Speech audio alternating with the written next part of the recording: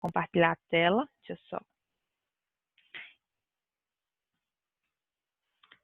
Quando vocês estiverem vendo minha tela.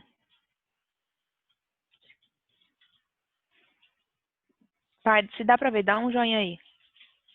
Beleza. Valeu.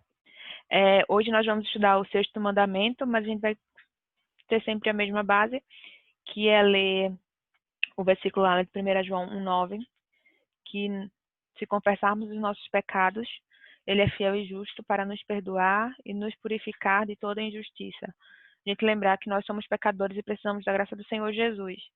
E esse mandamento, eu acho muito interessante porque, vamos lá, eu não vou me adiantar muito. Vamos ler os 10 mandamentos todo mundo junto e aí a gente vai falar. Êxodo 21 ao 17. Então falou Deus todas essas palavras.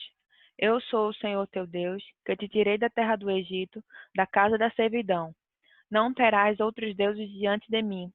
Não farás para ti imagem de escultura, nem semelhança alguma do que há em cima nos céus, nem embaixo na terra, nem nas águas debaixo da terra.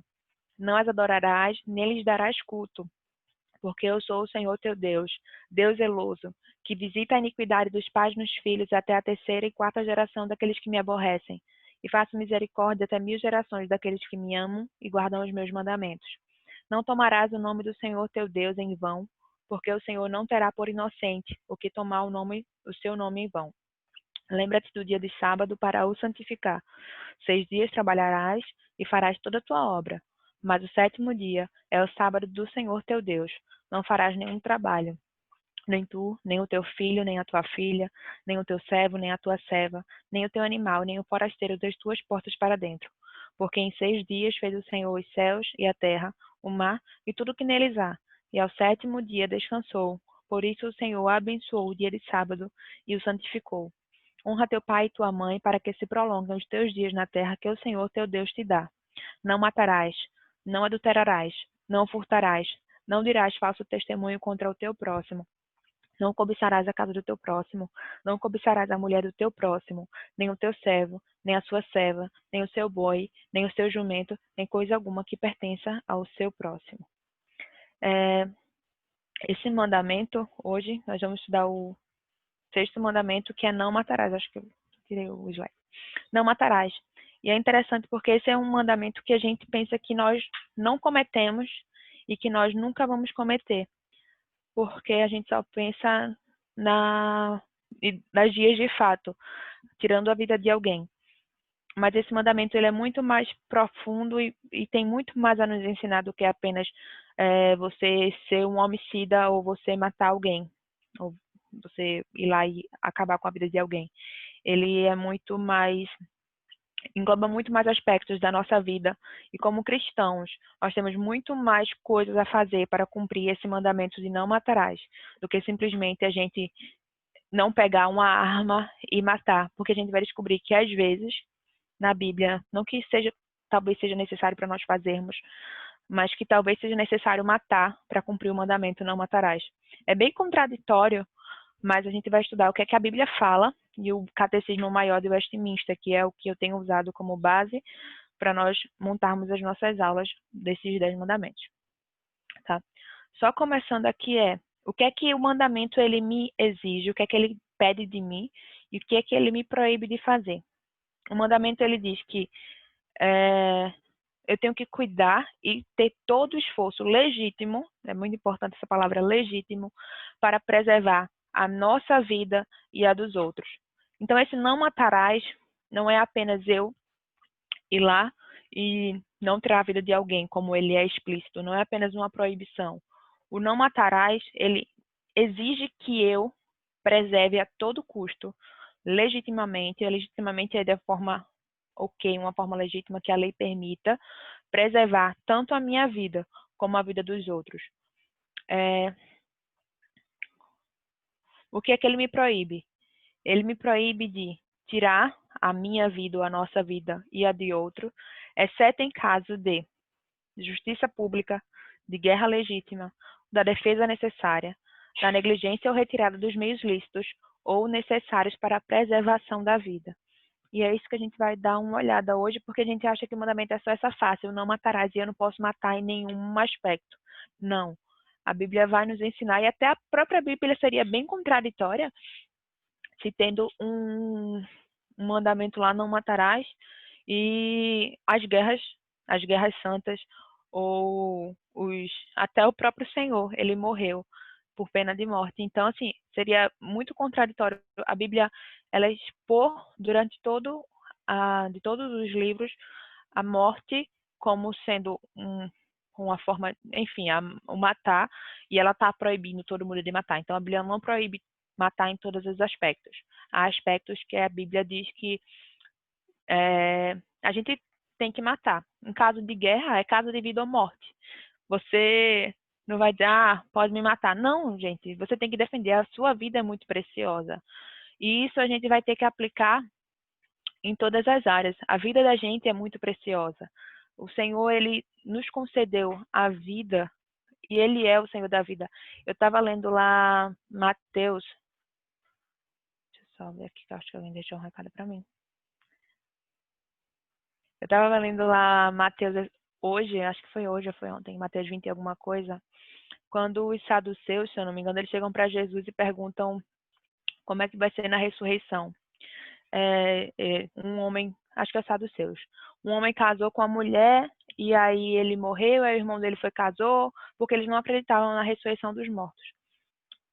E aí, quando eles chegaram para Jesus, queriam fazer a pegadinha com Jesus, disseram, e aí, Jesus, quando eles forem ressuscitados, de quem vai ser a esposa? E Jesus, ele chega para ele e faz, olha, no céu não se dá em casamentos, não tem isso, porque o Senhor, ele é Senhor de vivos, não Senhor de mortos. A vida é muito preciosa para o Senhor importa com a vida da gente. A gente tem que preservar a nossa vida a todo custo. A gente tem que lutar pela nossa vida como o bem mais precioso que o Senhor dá.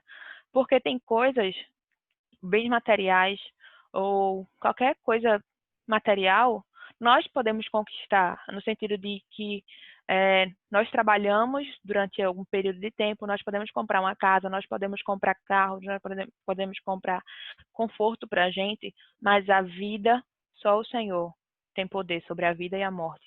É Ele quem dá, é Ele quem tira, e bendito seja o nome do Senhor. O Senhor é o dono da vida. E esse mandamento, ele vai lembrar isso para a gente, dizer, olha, eu sou o dono da vida. E não toca. A vida é o Senhor quem concede, a vida é o Senhor quem tira. É Ele que diz o momento da morte chegar. E Ele diz que diz o momento da hora do bebê nascer. Se não, as mães, parto normal, porque parto cesáreo, a mãe escolhe a data, mas o parto normal, o bebê, ele nasce na hora que ele quer, não que ele quer, mas na hora que o Senhor quer. Ele abolsa lá a história, a mãe fica super apreensiva, os médicos dizem que são em 39 semanas, a 40 semanas. Não, o bebê nasce quando ele quer, ou quando o Senhor quer, porque é o Senhor quem dá a vida. Isso porque eu nasci, porque a gente vai falar sobre esse assunto, porque foi bem polêmico hoje, mas a vida gerada, o Senhor é quem permite o nascimento, é o Senhor quem permite a geração da vida, é o Senhor quem dá o fôlego de vida, como deu lá em Gênesis a Adão, e apenas o Senhor quem pode fazer isso. O homem poderia fazer bonecos de barro, mas nós não temos poder para dar a vida, apenas o Senhor. A Ele pertence a vida, e só Ele tem o poder para tirar a vida. E é isso que está falando nesse mandamento, tá? Que a gente tem que preservar a vida. E por mais que a gente preservar a vida, em quais exceções que eu posso tirar a vida de alguém, quando a minha vida está em risco. Então, em caso de justiça pública, no sentido de pena de morte, vou dar uma passadinha por isso bem highlighted, assim, bem superficial. Depois, quem tiver dúvidas sobre esse assunto, pena de morte, se é lícito ou não, se é bíblico ou não, pode dar uma aprofundada. Tem uns artigos muito bons no Voltemos ao Evangelho, inclusive tem um artigo a favor e um artigo contra. O blog do Presbítero Júnior também, Adega, alguma coisa. Ele também tem um artigo muito bom sobre pena de morte e uns vídeos também no YouTube. Então, deem uma olhadinha. Adega Teológica. Então, deem uma olhadinha e aprofundem-se nos assuntos. Eu estou dando aqui a aula que a gente dá é só um start, só uma patela-cozinha assim. Você tem que ir lá e cavar um pouquinho mais fundo para aprender e correr para preservar e cumprir os 10 mandamentos. Tá. Mas e aí, Rayane? Eu não vou matar ninguém nunca. Então, eu nunca vou quebrar o mandamento? Não, não é tão simples assim. Nenhum dos mandamentos que o Senhor nos deu, ele é tão simples. Porque se fosse simples, a gente ia conseguir cumprir, mas a gente não consegue cumprir. Jesus precisou vir cumprir todos os mandamentos. Como é que eu quebro, ou quem quebra este mandamento? Quem quebra esse mandamento em primeiro lugar, é senso comum, todo mundo entende que essas duas pessoas quebram esse primeiro mandamento. O homicida e o suicida. Como é que eles quebram esse mandamento? O suicida, quando em condições psicológicas de responder pelos seus atos, isso não são palavras minhas, tá? Isso é palavras do Catecismo Maior de Westminster. Foram teólogos que chegaram a essa conclusão, estudando a palavra de Deus. Homens cristãos, em condições psicológicas de responder pelos seus atos. O suicida é alguém que tira sua própria vida. E o homicida, quando, sem qualquer pressão moral ou tensão emocional, comete assassinato. Tolera-se o crime se praticado em absoluta legítima defesa própria ou de terceiros. Aí é o que eles estão falando. Que alguém que tira a sua própria vida e tem seus atos mentais em perfeito estado, não tem distúrbios mentais, ele é um suicida e ele quebra o sexto mandamento. Ou alguém que tira a vida de outra pessoa, isso em situações normais, tá? Sabe por que quer tirar a vida de outra pessoa? Por maldade, por ruindade. E sem tensão emocional e, enfim, sem exceções. E cometeu assassinato, quebra o sexto mandamento. Mas, se eu defendo a vida de outra pessoa, se, por exemplo, alguém vier matar um parente meu, e eu vou e defendo e mato outra pessoa, se é crime ou não, a gente não está entrando nesse parâmetro de crime, mas que a legislação brasileira, se eu vou ser julgada como homicídio doloso, como se com intenção de matar o culposo, ao contrário, culposo com intenção de matar e doloso sem intenção de matar, não estou entrando nesse aspecto de crime perante a lei brasileira, a legislação brasileira. Estou entrando no aspecto da lei de Deus, se é pecado ou não. Deixa eu só fazer um adendo, por quê? Tem alguns pecados, a lei do Senhor, ela diz o que é pecado. Por exemplo, o não terás outros deuses diante de mim, ele é pecado, mas ele não é crime. Se eu quebro a lei de Deus, eu peco, mas eu não sou uma criminosa perante a legislação brasileira, perante um juiz, ou perante, se eu for para uma delegacia, ele não vai me condenar, porque eu tenho outros deuses além do Deus verdadeiro. Ou se eu tenho os outros mandamentos lá, e eu vou... não farás para ti imagem de escultura, eles também não vão se ligar, o juiz não vai me julgar se eu, enfim, se eu fizer imagem de escultura para adorar, mas se eu matar outra pessoa, eu vou ser julgado, eu vou ser levado ao tribunal para responder por crime. Por quê? A sociedade brasileira entende que o assassinato ou matar, tirar a vida de outra pessoa é crime. Para nós, além de crime, é pecado. Então a gente tem muito cuidado nessas situações. Por quê? O que eu estou falando é que diante de Deus, tolera-se o crime se praticado em absoluta legítima defesa própria ou de terceiros. Diante da sociedade, nós seremos a lei brasileira, nós vamos ser julgados por causa desse crime que nós cometemos. Se somos culpados ou não, o juiz que vai decidir se foi em legítima defesa ou não, quais foram as condições, e aí quais atenuantes, o que é que vai, enfim. E a legislação vai dizer se eu sou culpada ou não, tá?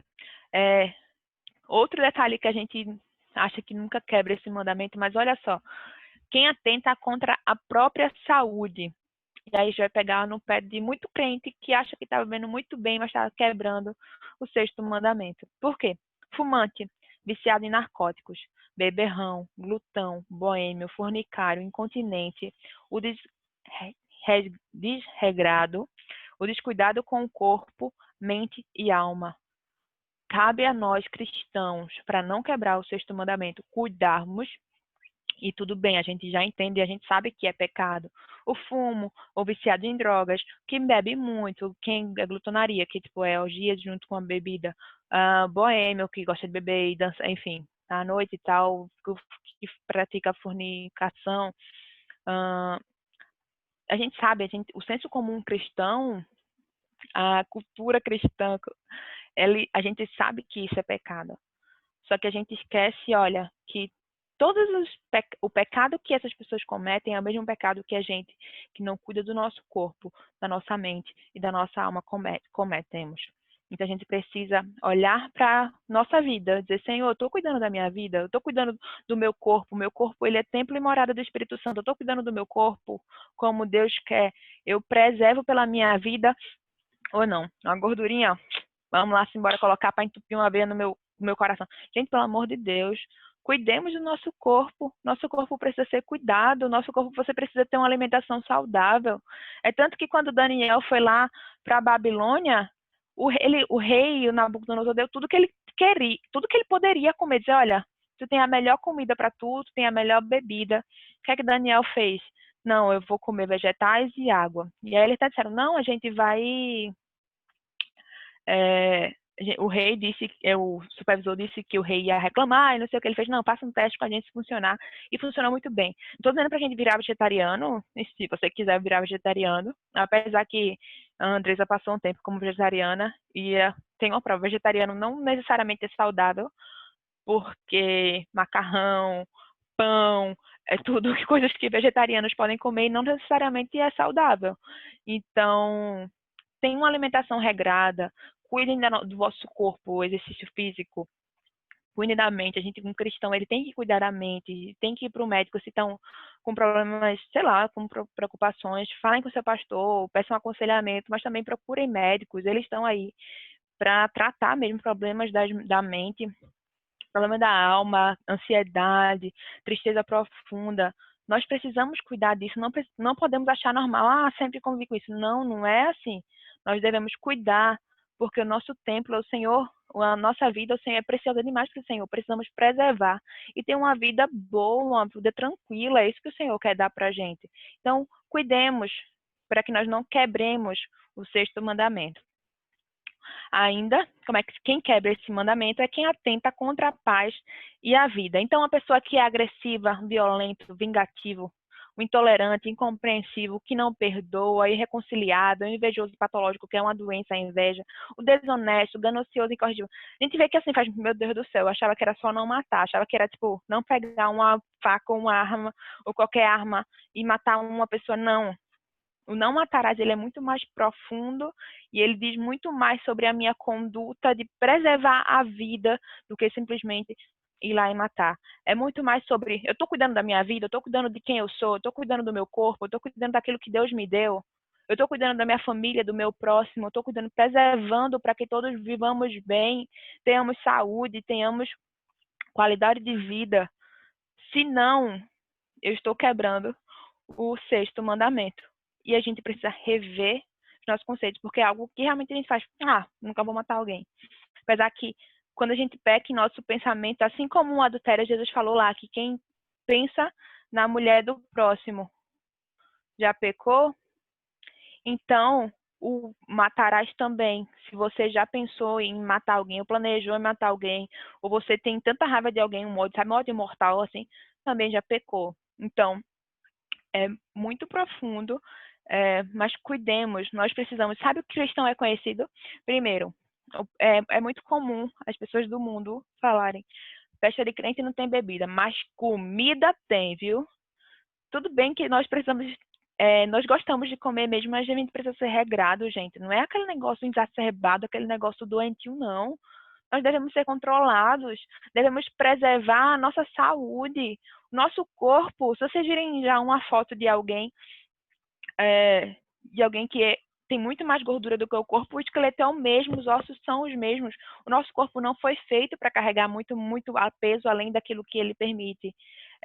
E claro que existem pessoas que têm doenças de tireoide e não conseguem emagrecer, dificuldade e tal.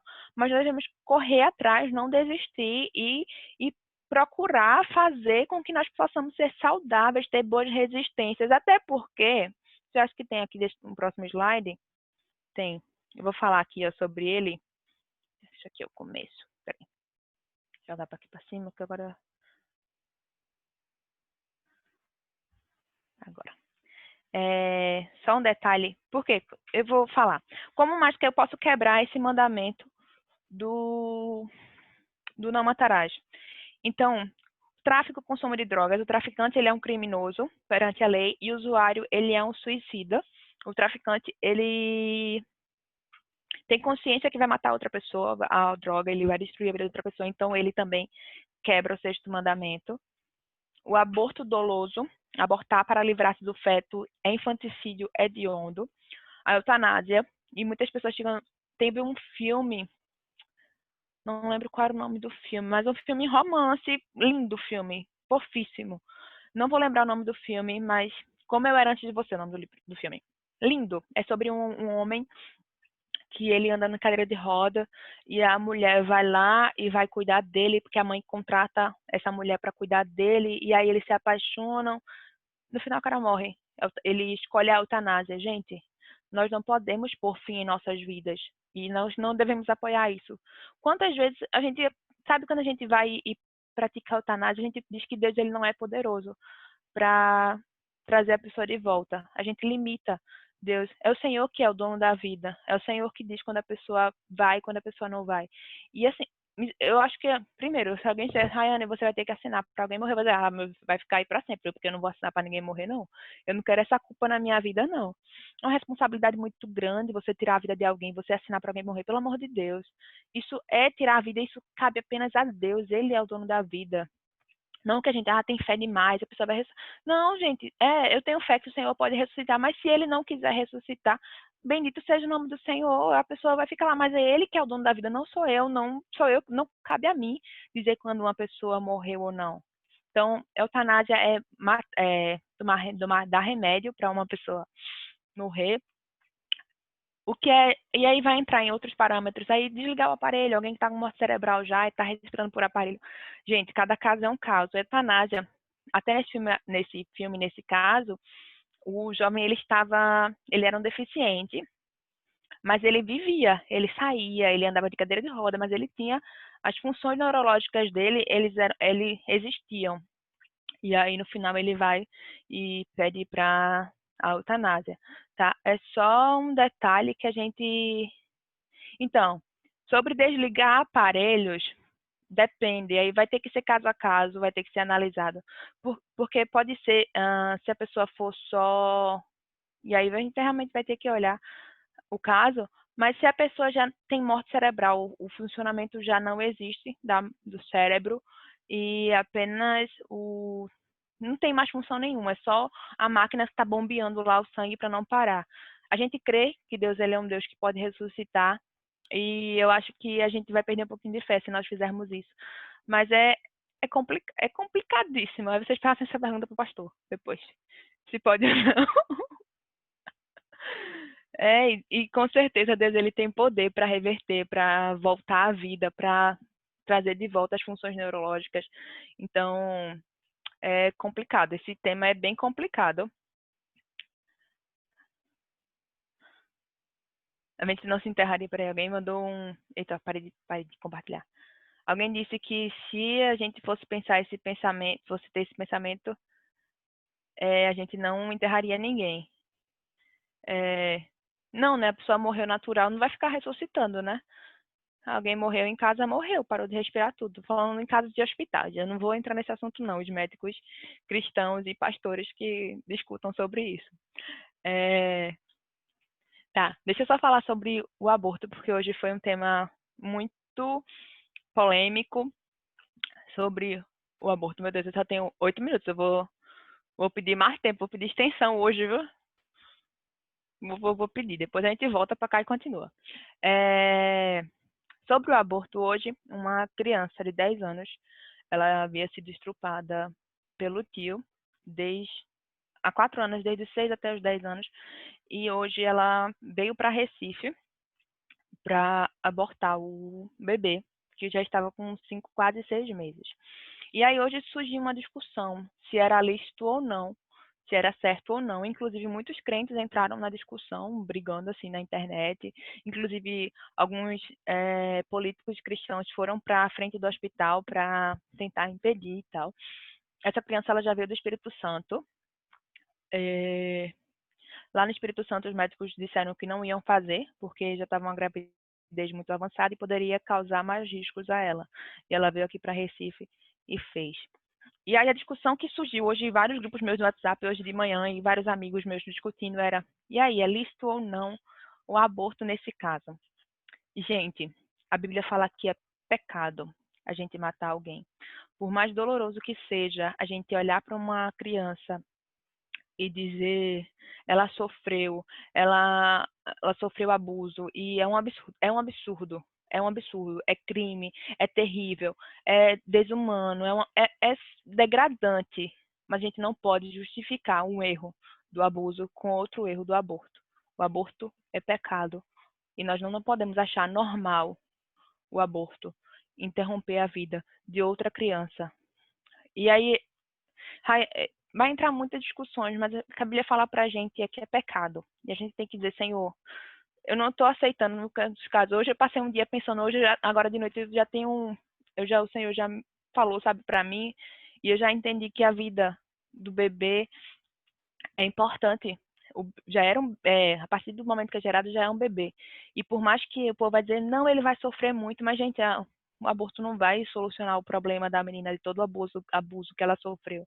Então, é um crime horrível, foi um crime horrível, e a gente tem que cobrar que a justiça seja feita, que o cara seja preso, que o cara sofra as consequências, mas a gente não pode justificar, por causa do abuso, a morte, porque isso vai ser usado como desculpa, porque, sabe, no final vamos começar a dizer assim, qual era o parâmetro? Porque você aceitou a morte de um bebê com 5 meses porque ele era filho de uma criança de 10 anos, o que é um absurdo, e por que tu não pode aceitar a morte de um bebê com a mesma idade de uma mãe de 18 anos que escolheu, foi inconsequente e agora quer abortar? Qual a diferença? O bebê, a vida é a mesma.